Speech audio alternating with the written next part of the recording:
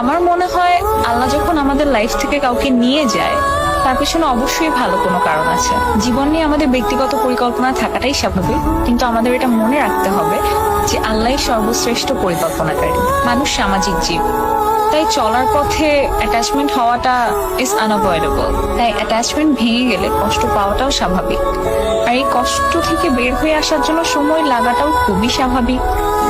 But don't forget that you deserve better and Allah has better plans for you. I know it's a very tough situation, কিন্তু এই সময়ে emotional হয়ে যে কোনো রকম ভুল সিদ্ধান্ত নেওয়াটা মোটেই কাম্য নয়। তাই যে সিচুয়েশন হোক না কেন, প্লিজ ধৈর্য ধরুন। সেই মানুষটি যদি আপনার জন্য পারফেক্ট হতো, তাহলে আল্লাহ কখনোই হয়তো বা তাকে আপনার জীবন থেকে নিয়ে যেত না। আর যদি সে পারফেক্ট হয়ে থাকে, তাহলে কোনোভাবেই তার ফিরে আসাটাকে কেউ আটকাতে পারবে না।